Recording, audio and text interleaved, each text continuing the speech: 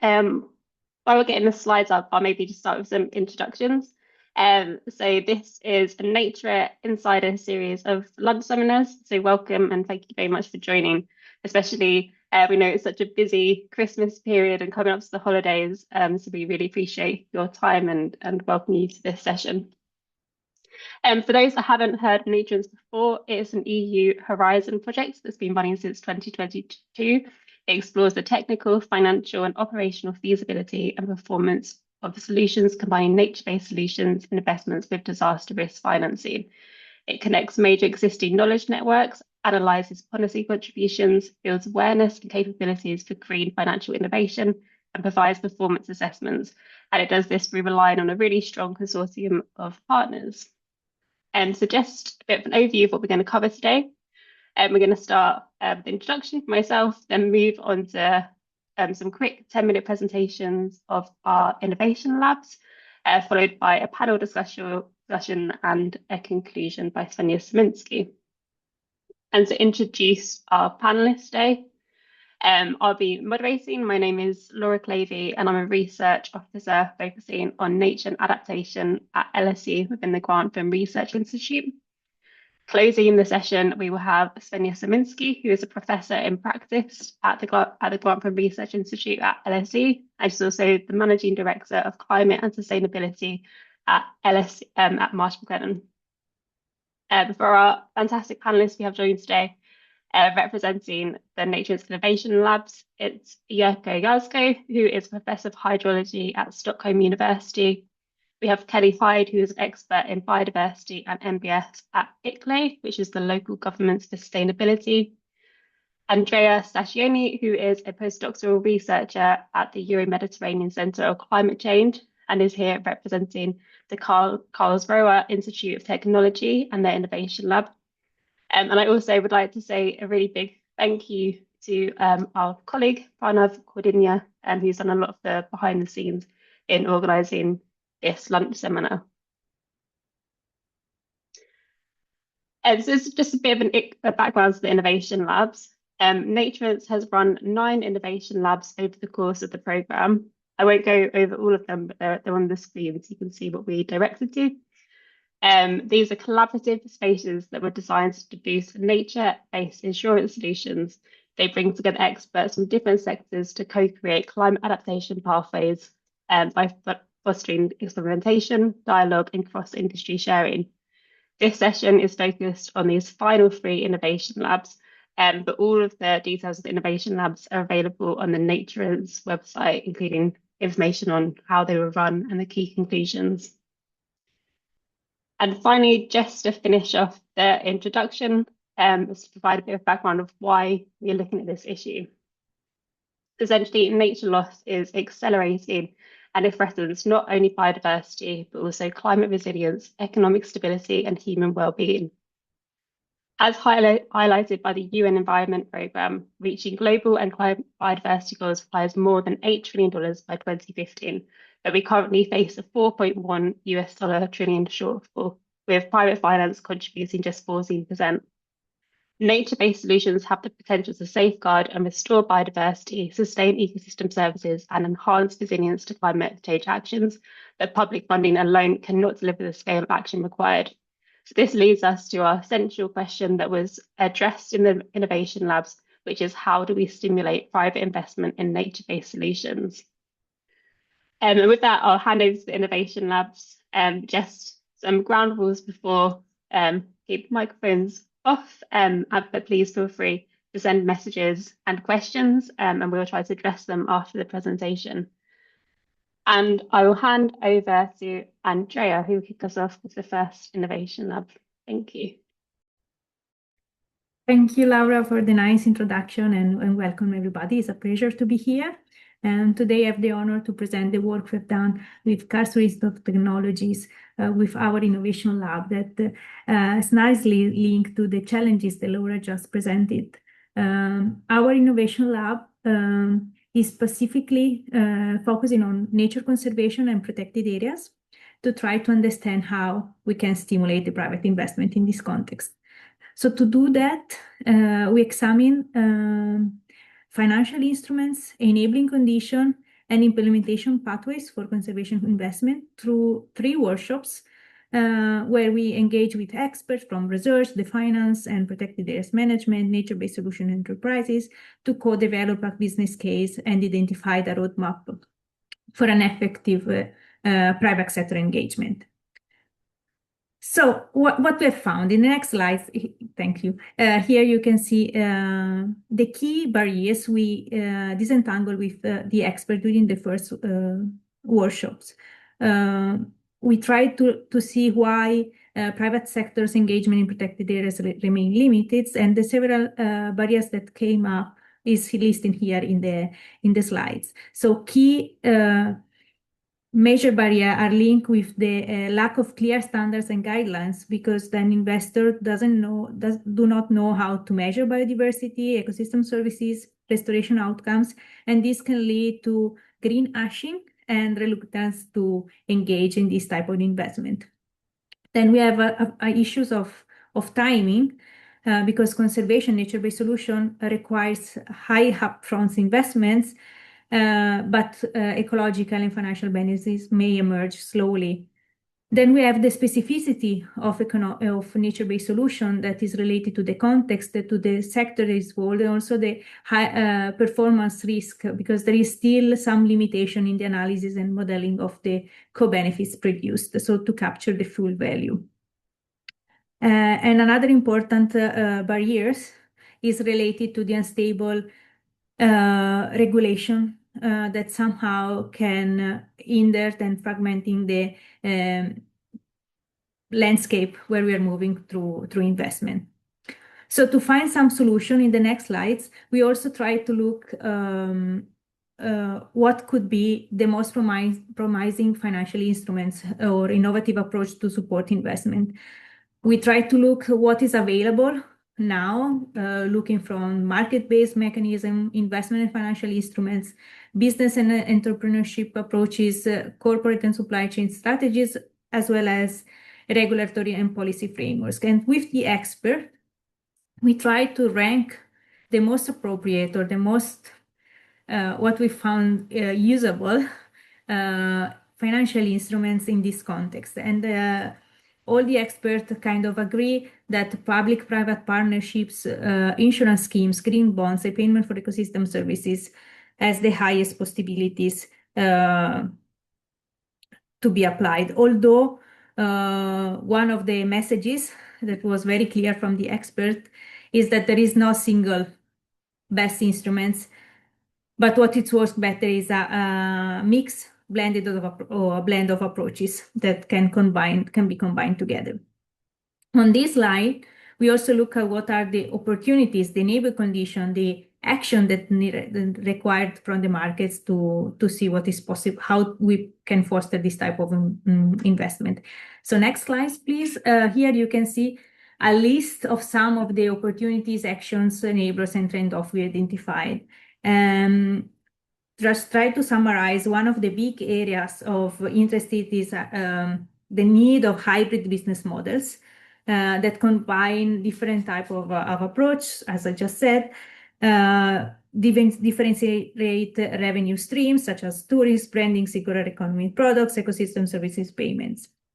Another thing is related to the project bundling, so the scale of the project. Somehow, often these projects are very slow and can hinder the attractiveness for investment, while putting them together can create a scale to make this more attractive. Another interesting point was about the importance of having an intermediary structure that doesn't exist now or is not defined at global level. That is an organization that can coordinate stakeholders, manage the monitoring, and handle the revenue flows that come through private sector for reinvest and managing the flows for the restoration and protection of biodiversity projects. And all these things together can help to guarantees somehow the reduce of performance risk and bring more confidence into nature-based solution investments, also blending them with green and gray infrastructures and co-create with the local decision makers and project managers. Next slide, please. All of this was defined in coordination and with the helps of 3 case studies located throughout Europe, highlight rewildings, Rest Coast in the Venice Lagoon, and Green Box. All of them proposing a different way of investing in nature-based solution, posing restoration and nature as a key pillars of their investment. And what we also identify and discuss with them in relation to the case studies, but also with the participants to our workshop, is the key type of stakeholders group that need to be part of these discussions. Here you can see some lists. This can go from both the researchers, so the science, together with the public side and the private sector sides. All of these can contribute to provide evidence, metrics, modelings, regulation, stewardships, and transparency to support these investment opportunities.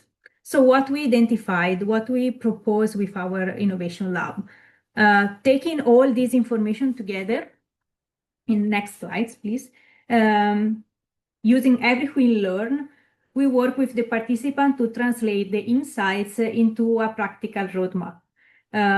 We create a sort of simplified business model canvas that include value proposition for protected areas and private investment, the key partners and beneficiaries, the key instruments to help us in this implementation, the barriers, the action need, and enablers, and also the trade-offs. And we reorganize everything according to the thematic categories like public policy governance, risk, multifunctionality of nature, and mix. And all of this together is meant to inform recommendation and suggestions to promote nature protection investment, emphasizing the importance of integrated frameworks and approach to secure finance for conservation while generating multiple co-benefits. So you can see it's not really visible, but this is a snapshot of the structure we envisage. With this, I'm just going to conclude with my last slides. With some main take-home messages from this work. So mobilizing private capital for nature conservation requires a mix of complementary instruments. There is no single best tools. That is one of the key takeaway. Then we have also a kind of interesting approach, insights on how the risking is essential and how public-private partnerships guarantees co-financing can play a central role in this, how local value creation can support the implementation of this type of investment based on eco-labeling, territorial branding, and community-based models that help the local communities to connect with the real economic opportunities. And then really important is the context and and transparency. So clear standards, credible monitoring, and good governance are crucial to make this happening. So if putting all these elements together, we can begin to transform conservation from isolated project into systemic, investable, and restoration models, turning nature into opportunity for people, business, and planet all together. And with this, I will conclude and leave the floor to my colleague, Kelly. Thanks, Andrea. Wonderful. So great. Thanks for having me. I'm really happy to be here. I'll present on behalf of ICLEI's Innovation Lab, which together with my colleagues Laura and Lorea focused on advancing nature-based solutions through innovative resilience finance. And just to back up, I'm Kelly Baldwin-Hyde. I'm an expert on the biodiversity and nature-based solutions team at ICLEI Europe, as Laura mentioned in the beginning. So ICLEI is a network of local governments that's focused on sustainability issues. So we're a global network of more than 2,500 local and regional governments committed to sustainable urban development. And we had a ton of fun organizing our innovation lab. And yeah, thank you, Pranav. So we, like everyone else, we did 3 sessions. And our first session focused on barriers and enablers for financing urban green infrastructure. This was co-organized with the Greening Cities Partnership, which is based in Brussels. And throughout, you'll see we tried to really collaborate with other projects in the European space that focused on financing and NBS.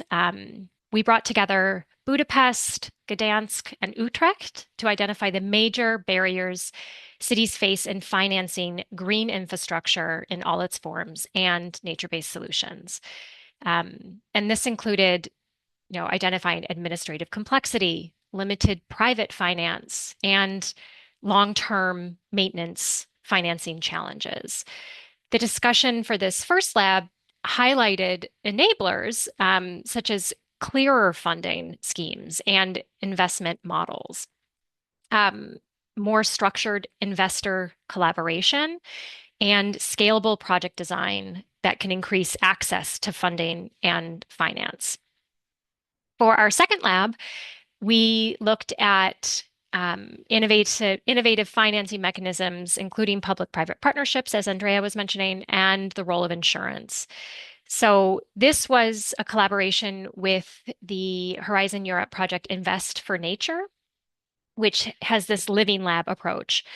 And so we featured city cases from Poznan in Poland and Aarhus in Denmark, illustrating how public-private partnerships and other forms of blended finance, as well as like corporate and philanthropic engagement, can successfully mobilize resources for nature-based solutions in urban areas.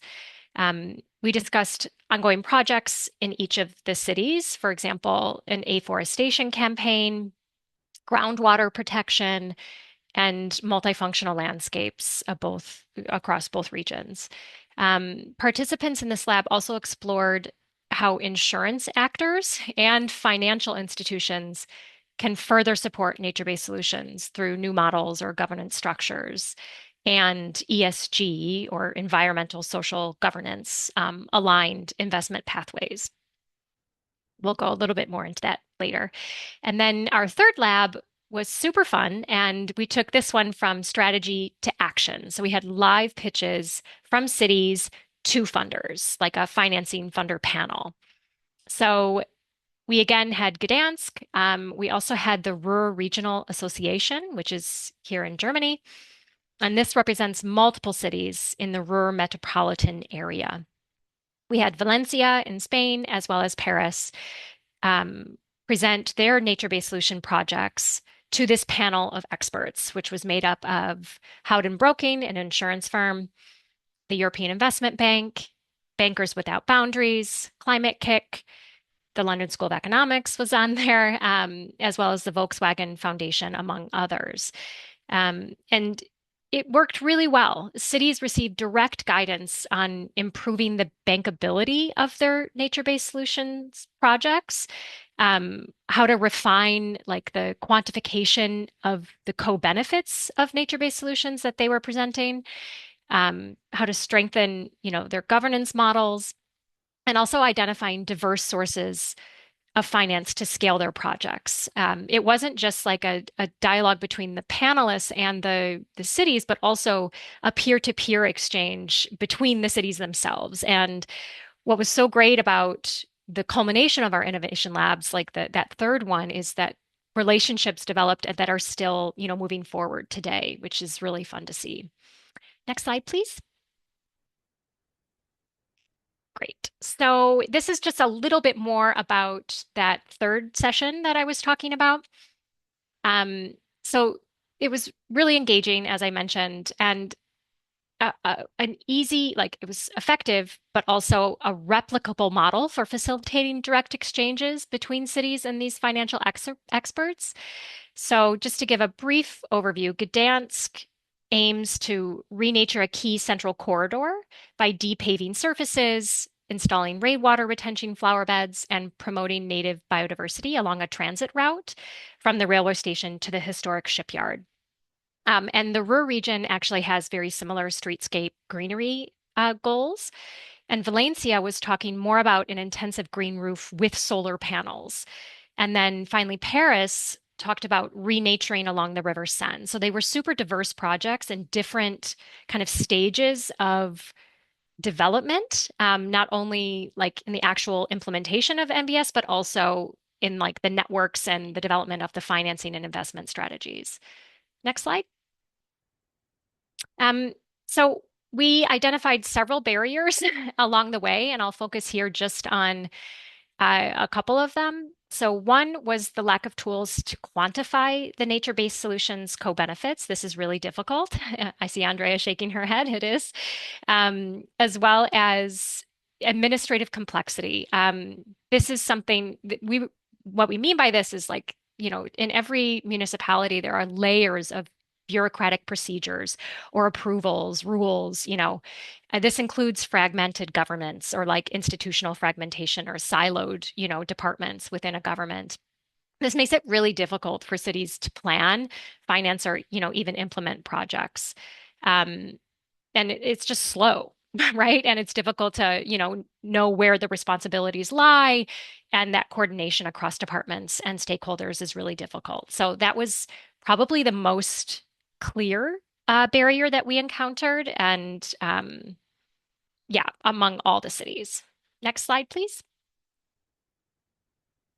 Yeah, so we, obviously there were tons of enablers that were validated during the labs, as well as recommendations. And, I'll leave you to read these, but I think one of the biggest one was obviously building capacity around this idea of natural capital accounting or quantifying the co-benefits of nature-based solutions, but also there are a lot of tools already out there, and cities just don't know how to access them, right? And so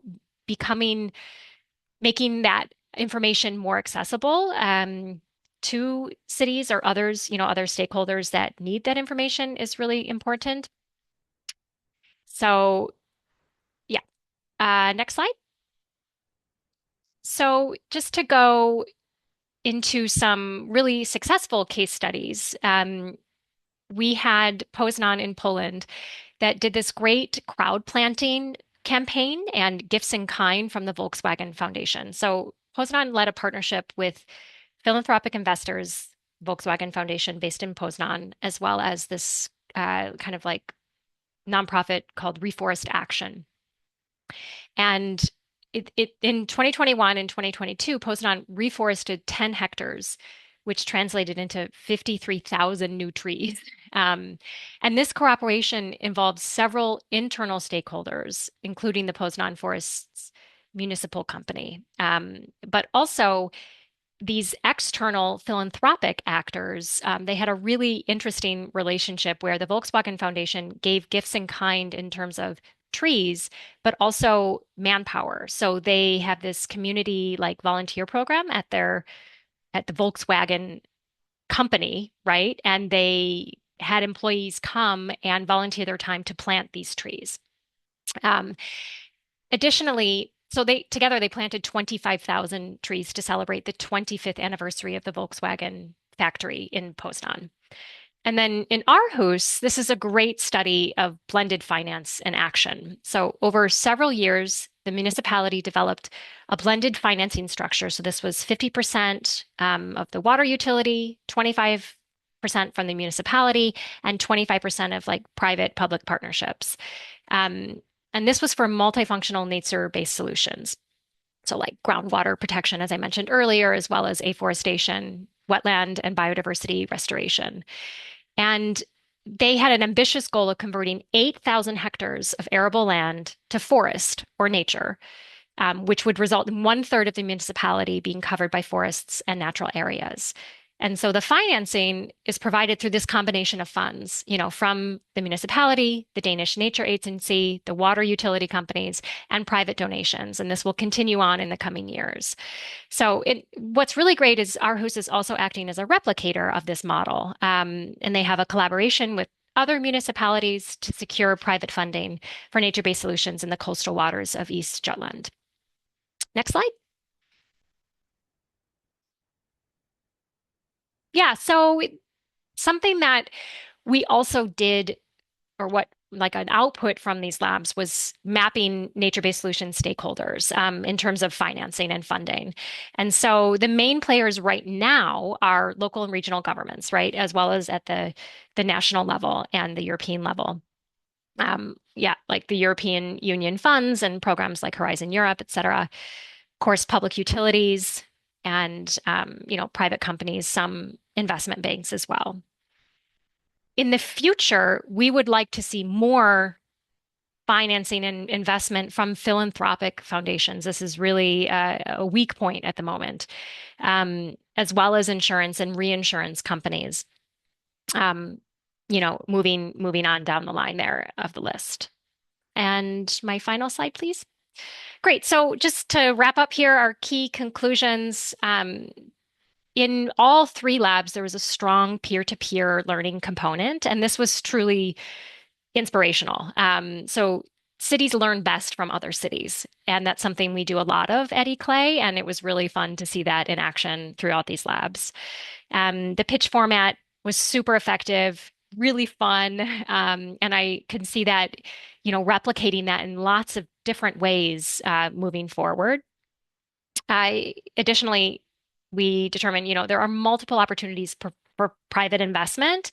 It's available. It just requires these networks that cities don't have at the moment, and that, requires a lot of time to put those relationships into motion. Again, for the third lab, like that's kind of structured space for this expert feedback was super valuable.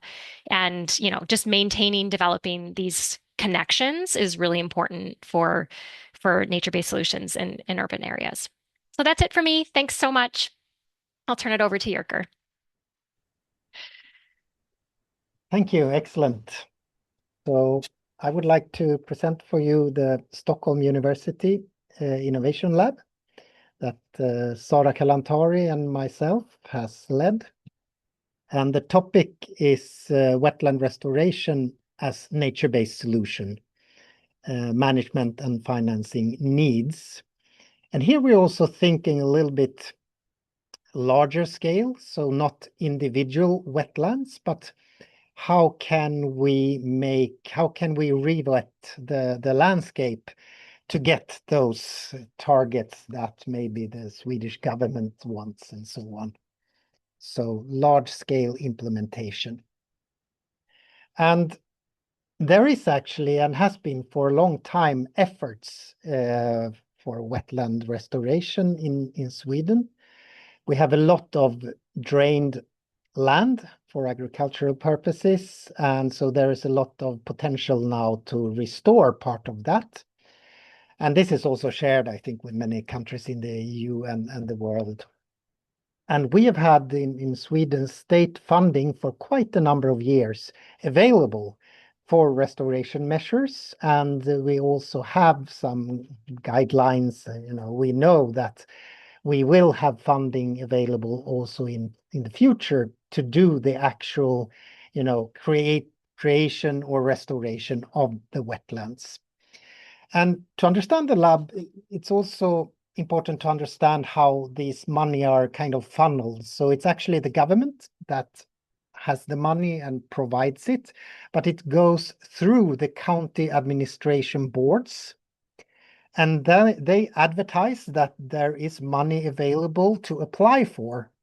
And the ones that apply are the municipalities and individual private, could be also landowners.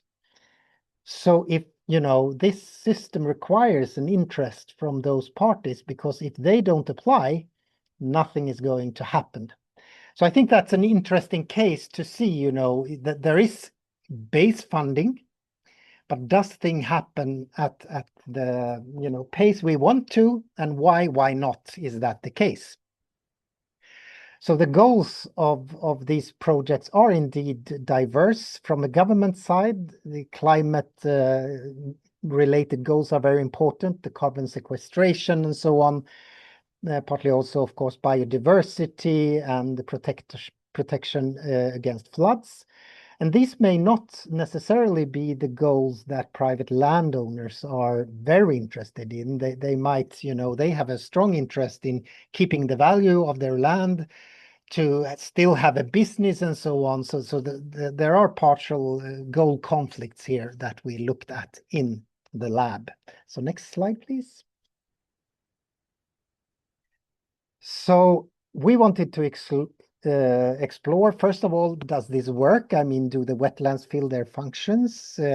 What are the barriers for doing this large scales, for making these restoration projects successful to reach the aims of those? And what can we do apart from this state funding? What kind of finance solutions would there be to enhance this goal accomplishment? Can we suggest pathways forward? Next, please.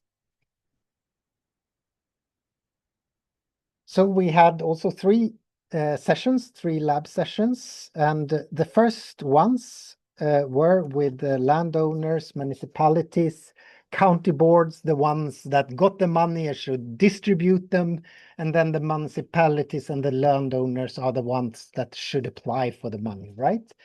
And those two first labs we had with the different combinations of those actors in Swedish, so they could use their, you know, common terminology and terms that they were used to, you know, so that they really should contribute to the discussions. Then we had a third lab where in English, where we invited everyone that took part in the first labs, and additionally it was co-hosted by Jasa in Vienna, who has experience from other parts of Europe in these kinds of projects. And we also had researchers, plus also participants from the insurance companies in there to discuss, you know, forward-looking, how could we take that to the next step in terms of financial solutions and so on. And you can see it on the South Sweden map there, that it's really distributed, the actors across the country. So we try to get the geographical distribution as well. Next slide, please. So I just want to give you like two example outcomes of these labs. There are many things coming out, but a few clear patterns, I think. And one key problem is this, you know, that the valuation of re-wetted land may be low, and you want to have, you know, examples for where you still could have, as a landowner, you still could do your business, you could adapt your business to the new kind of land you would partly have when you have lots of wetlands on your land. So a concrete example was actually water buffaloes, which is rather interesting, I think. You can have them near re-wetted farmland, and you can actually take advantage of the grazing benefits, so you can minimize your maintenance costs, you know, the yearly costs that you otherwise would have. At the same time as you could sell cheese, you could have meat products and so on. And this has come rather far. We've had the people in Sweden doing this for about 10-15 years. And it takes time to learn. But now I think what is missing is rather the role model examples. You know, there are a few, and you can see how this practice could start to spread. But you need to get the know-how, and you need to get it into the communities, how to do this.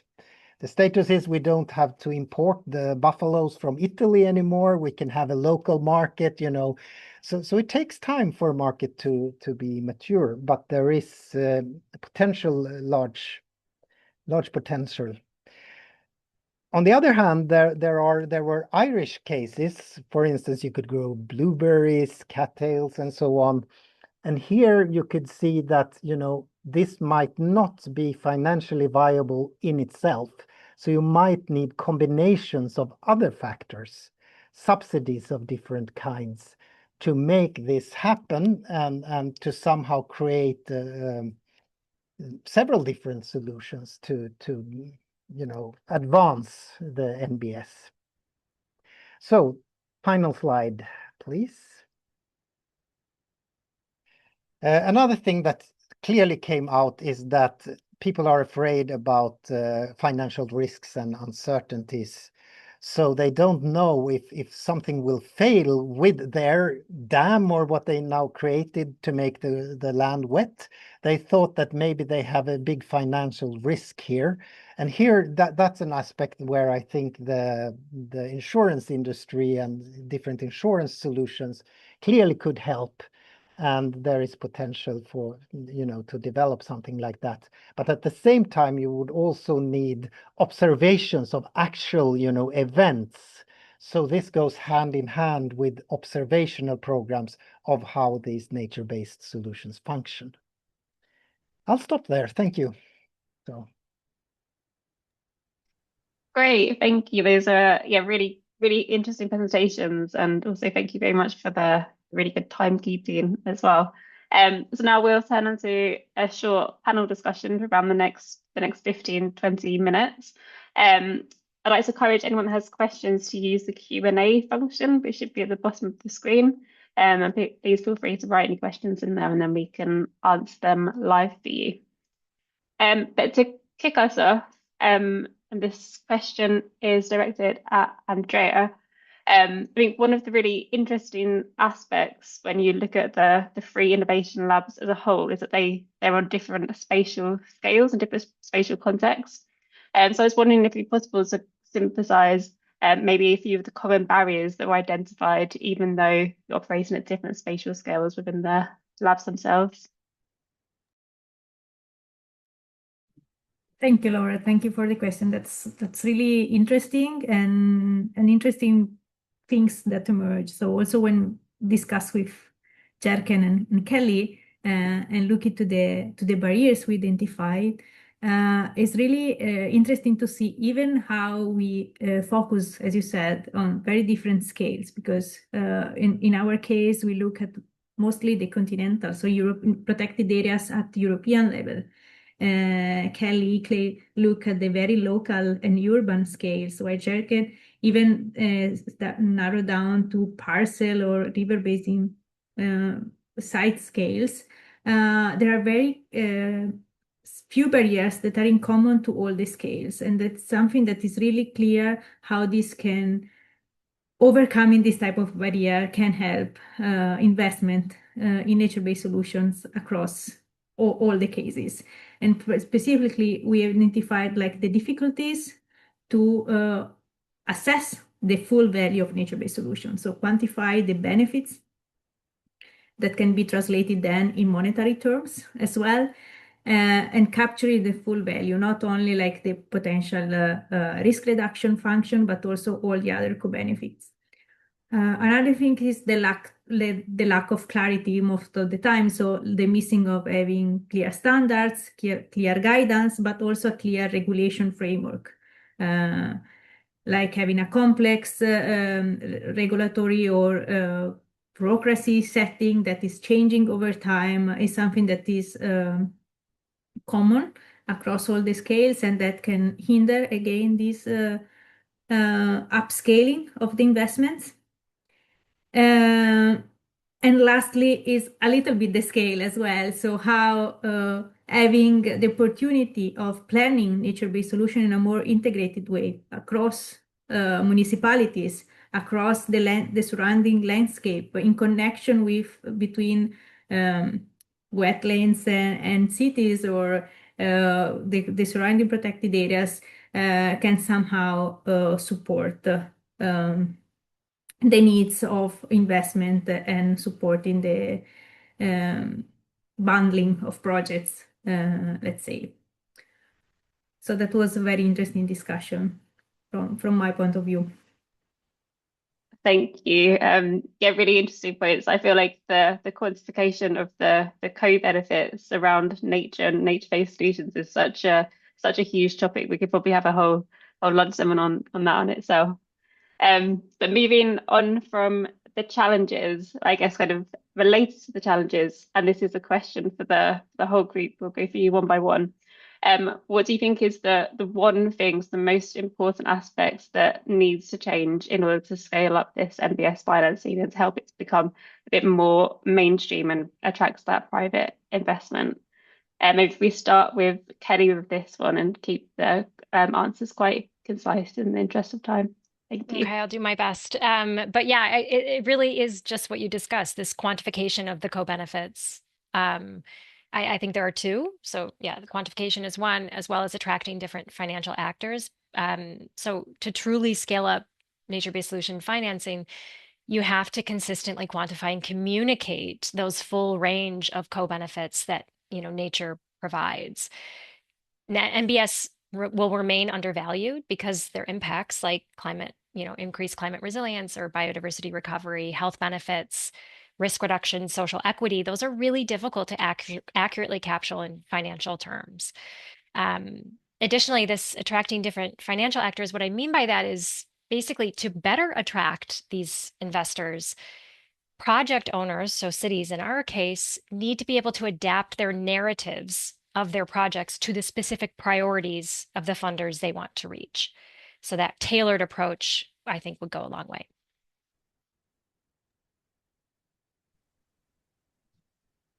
Maybe I can add on here a little bit. I think that it's really interesting that these different labs with the different setups come to very similar conclusions. I mean, I would also answer co-benefits as one of the key things for the Swedish case to work on to get re-wetting, upscaled.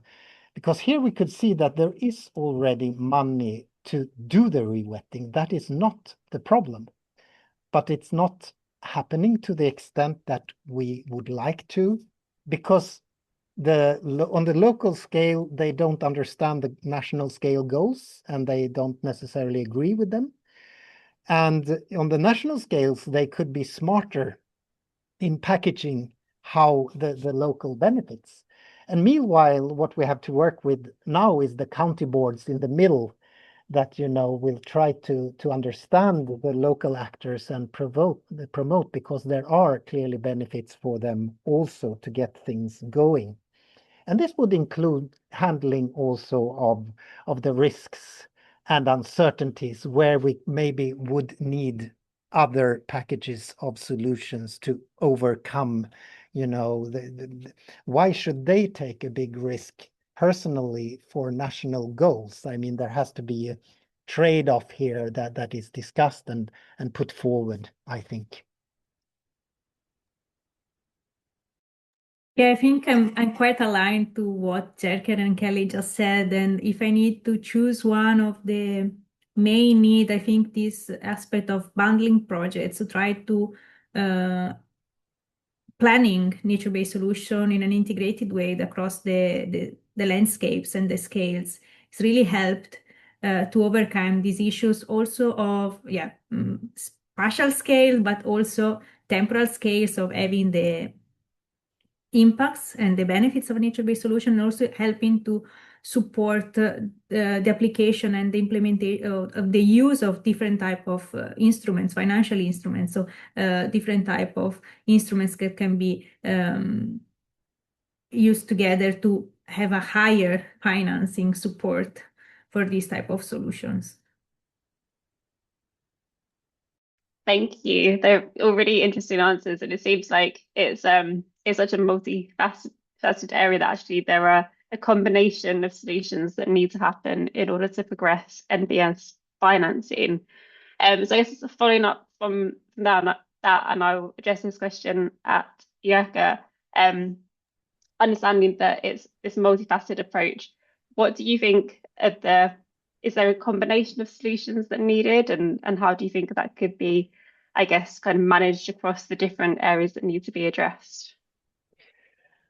Well, I think, this is a kind of a difficult question, but I think that we need to work in terms of type cases, and we could think of different needs in different sectors or in different regions, and then develop a consistent set of solutions that could target like the local to regional needs. So we need to refine our understanding of the problems a little bit and structure them, I think, in terms of type cases, because that's when you can start to have these role models, like when the local communities can see that, okay, this is really useful. You can actually, we're supported in doing this from the government, and it does good for us too. So to get there, we need to structure it a little bit. And then we can see if it's enough with just the market, is that what's needed, and the role models, or do we need subsidies and insurance solutions in some cases, in some regions, to get forward? So that's my immediate reaction to that question. That's really interesting. So sometimes we talk a lot about solutions, but sometimes it's not just solutions themselves, but it's how do you direct the question and structure the question and the issues in order to come up with solutions. Thank you. I can see that we have a hand up from one of our attendees. I would just encourage to use the chat function if possible, or the Q&A, and then we can address your question live. So yeah, please feel free to type your answer, and we'll be very, very happy to address it. Moving on to our next question, and this will be for Kelly at ICLEI. What do you think are the most promising opportunities for innovation in nature-based solutions finance? Great question. I think blended financing, public-private partnerships that we've been talking about. Of course, insurance was something that I'm still learning a lot about, through this project too. And honestly, so are cities. Like, that's not something that's really on their radar fully. So promoting that, how you can work with insurance companies to kind of co-finance nature-based solutions is still a novel idea that we should really hone in on. And I think one of the biggest things is this idea of just bringing the different stakeholders together, right? And making these connections and developing these networks that are not necessarily intuitive for municipalities, especially with all of their other responsibilities.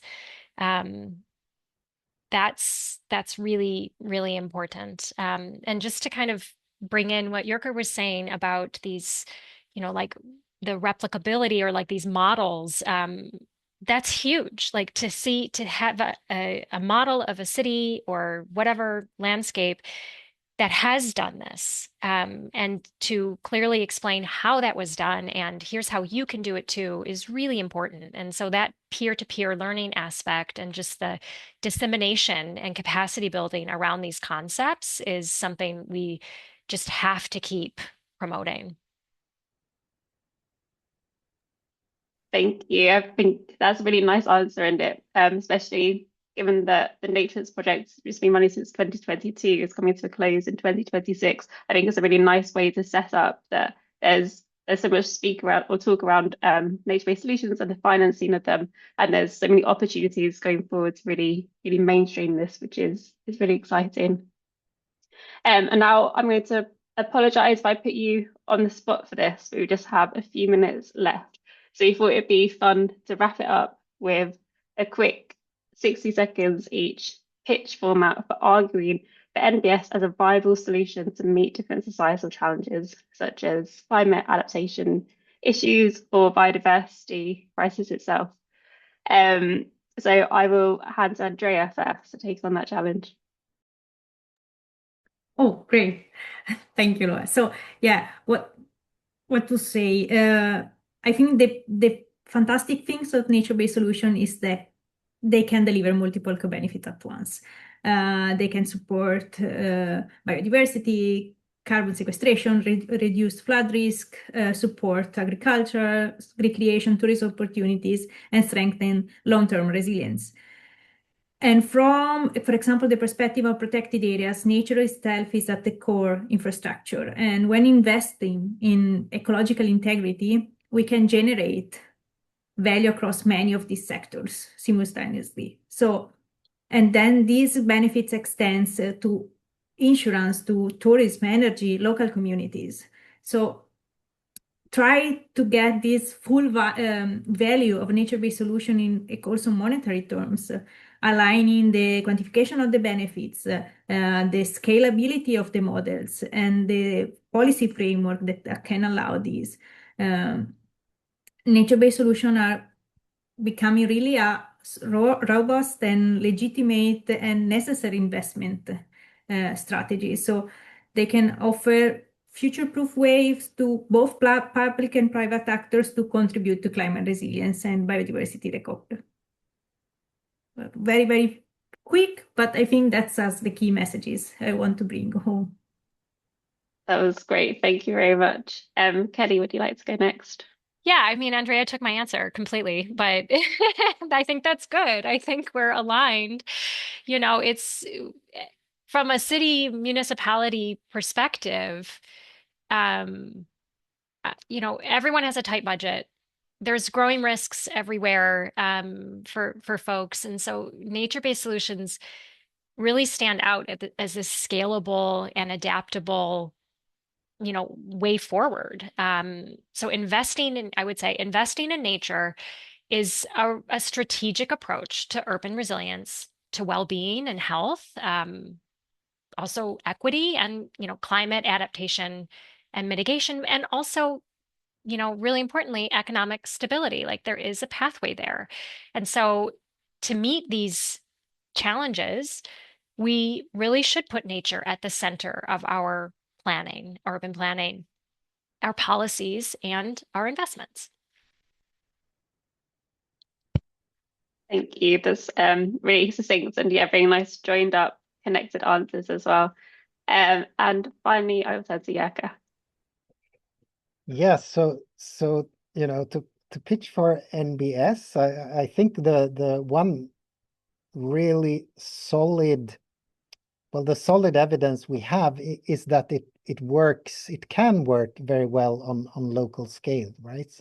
So we have lots of evidence that this is actually, you do get multiple benefits. If you do it in the right setting, you know, you can find co-benefits.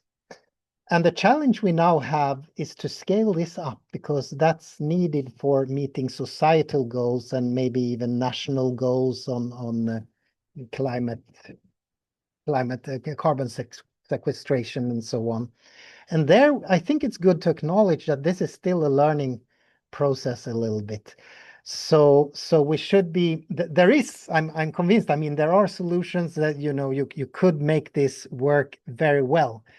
But we need to, you know, have in consideration all these parallel paths and also monitor a little bit what's happening.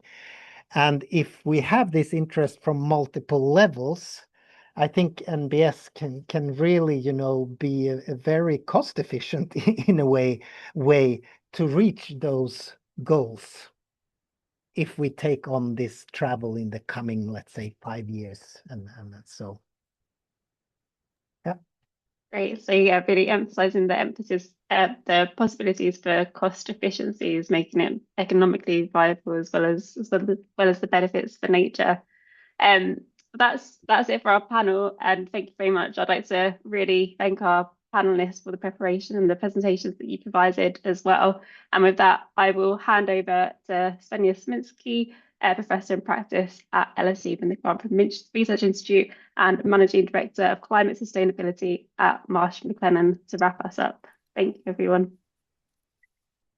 Yeah, well, thank you so much, Laura. And well, thank you all for these great presentations. I mean, it's really cool because we're kind of coming now full circle. You know, this was the third round of Innovation Labs. And I mean, maybe just to share one thing. So we at LSE, we were involved in the first round. We even did like a pre-Innovation Lab just to test the approach and the framework. And I think we've kind of continuously learned from each other. So I guess, you know, I'm very proud and happy to see how these 3 Innovation Labs that were presented today have kind of built and generated sort of ideas and also new communities. So a big congratulations to you, and also big thank you to all those who participated, because I know it's quite a big time commitment, effort, and I think just setting aside time for this is not always easy.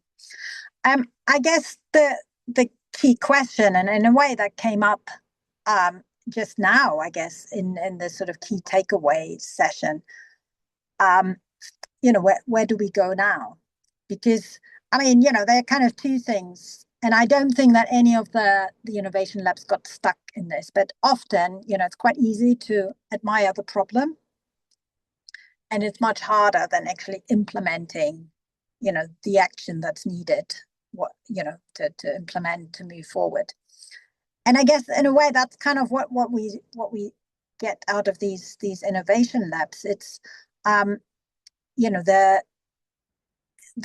the need and the understanding of what the risks, issues are, and what the potential is to work with nature and to bring in. That has never been greater than, I would say, than it is today. And I can say that having worked in this space for quite some time. So I think that's very positive. But I think, as we've seen in these innovation labs, and I see that sort of day to day, that doesn't necessarily equate into, okay, this is exactly the type of, solution that we need to move forward. Because I think, identifying a problem, maybe measuring it, quantification is obviously a big thing. If you want to then move into either an insurance solution or an investment approach, and that's kind of maybe something to just keep in mind as we move forward. Let's not sort of throw the two together, because they are actually quite separate. So if we're saying, what can insurance do in this space, you need to identify, what's the insurable interest, and who is the insured party, and how can we sort of bring nature into the mix, either recognizing the risk reduction that nature can play, or ensuring nature itself. That's kind of the angle. And then I think on the investment side is, often there's this question of, how do we actually end up paying for it, and is this kind of an investable solution? Is this public money? Is it private money?